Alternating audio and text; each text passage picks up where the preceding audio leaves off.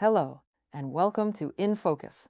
Today we take you inside a striking contrast, a Kremlin spectacle losing its shine, and a Ukraine that continues to shape the battlefield and the diplomatic agenda.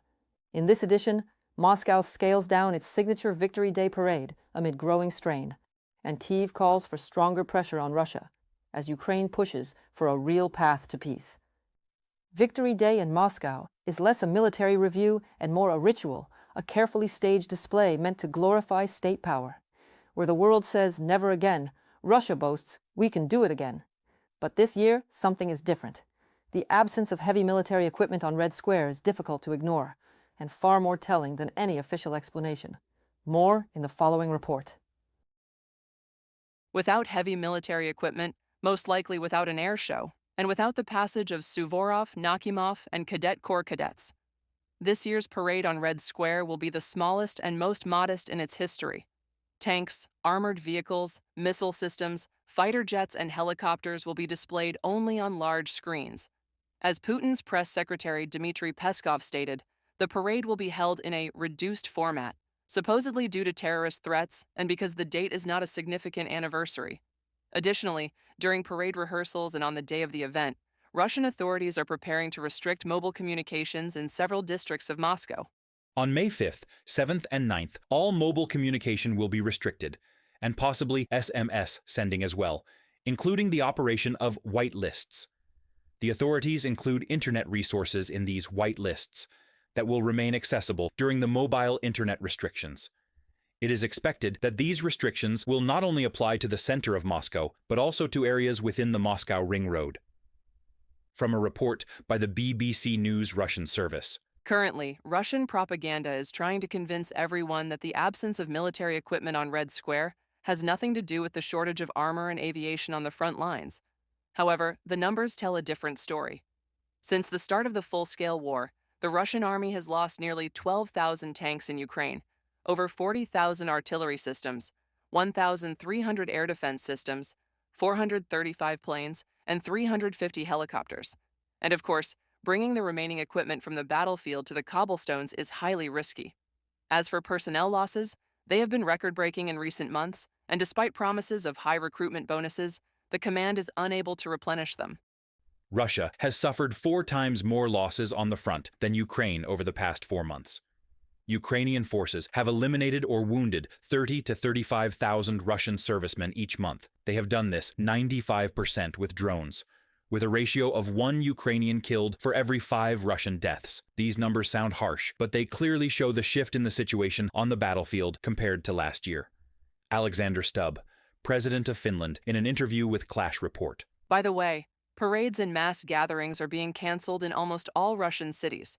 For example, the authorities in St. Petersburg plan to send only 310 invitations to Palace Square instead of the 6,000 initially planned.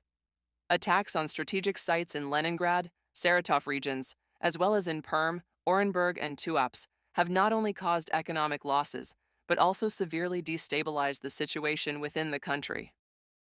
The Russian Public Opinion Research Center recorded a record drop in Putin's approval ratings, down to 65%.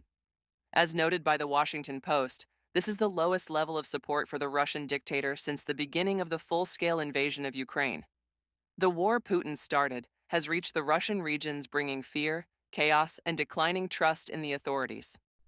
Gauging genuine public opinion is difficult under an authoritarian regime that exiles, imprisons, or even kills political opponents, and where criticism of the war is illegal. But compared with Putin's historical ratings, as high as 88%, the falling poll numbers signal growing weariness with the war now in its 5th year, and with negotiations to end it largely stalled.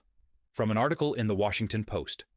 Another reason why the parade is being almost canceled is the rapid weakening of Russia's foreign policy positions.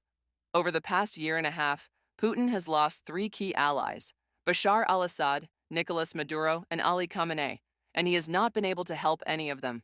Consequently, fewer guests are willing to come to Moscow.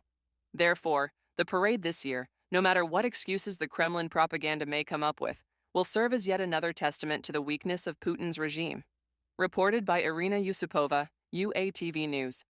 While Russia scales back its symbols of power, Ukraine is stepping forward, not only on the battlefield, but also in diplomacy. Kyiv is making it clear, ending this war requires more than talks. It requires real pressure and decisive leadership. More in the next story. Diplomatic talks cannot push Moscow toward a real peace, said President Volodymyr Zelensky in an interview with Newsmax. According to him, the U.S. needs to take stronger and more consistent actions towards the Kremlin, particularly through sanctions and political pressure. You know, I'm afraid that if we will have just talks, Russia will not feel the most important thing what America can give us, pressure on them. The United States can push pressure with more sanctions, but they now lifted, yes, because of Middle East, and we feel this. And I'm afraid, of course, because Russia doesn't feel the pressure, and for them it's okay to continue this way of war. By the way, they are not in a strong position. Russia, they are not winning. We are in the best position during the last 9-10 months. To bring peace closer, the Ukrainian leader said he was ready to introduce an energy truce if Moscow reciprocates. Zelensky emphasized that in the case of Russian army strikes on Ukraine's energy infrastructure, the Ukrainian defense forces would respond symmetrically. The possibility of a ceasefire on May 9th was discussed by U.S. President Donald Trump with Putin in a phone conversation. Notably, both the White House and the Kremlin called it their initiative. But I had a long talk with President Putin. I suggested a little bit of a ceasefire, and I think he might do that. He might announce something having to do with it. You know, I asked him about even if it's a little ceasefire, there's so many people being killed, it's so ridiculous. Kyiv's position is that the ceasefire should not last just for a day, but should be prolonged to ensure security. At the same time, Ukraine is open to any proposals that will force Russia to stop its aggression. President Zelensky stated that he had instructed the Ukrainian team to contact the U.S. administration to discuss the details of the ceasefire regime. Ukraine seeks peace and is doing the necessary diplomatic work for the real end of this war. Let's clarify what is really at stake. A few hours of safety for the parade in Moscow, or something more. Our proposal is to establish a long-term ceasefire, ensure reliable security for the people, and secure lasting peace. Ukraine is ready to work on this in any worthy and effective format. Volodymyr Zelensky, President of Ukraine, in a Telegram post. The European Commission is confident that Moscow cannot be trusted when it comes to ceasefire discussions. The Russian side has repeatedly violated any agreements.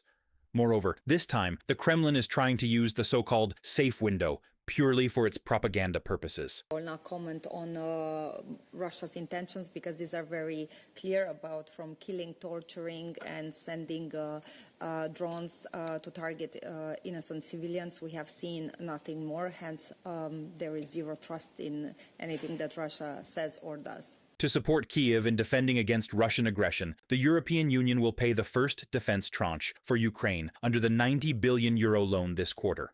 European Commission President Ursula von der Leyen announced that the first defense package, worth €6 billion, will be directed towards the production and supply of Ukrainian drones. Reported by Nikita Skoblikov, UATV News. While Russia works to preserve the image of strength, the facts on the ground increasingly point in the opposite direction. Growing pressure, limited resources, and declining influence. Ukraine is strengthening its position and working with partners to secure a just and lasting peace. Thank you for watching In Focus. Don't forget to like this video and subscribe to our channel for more in-depth coverage and reliable updates. Stay with us, and we'll see you next time.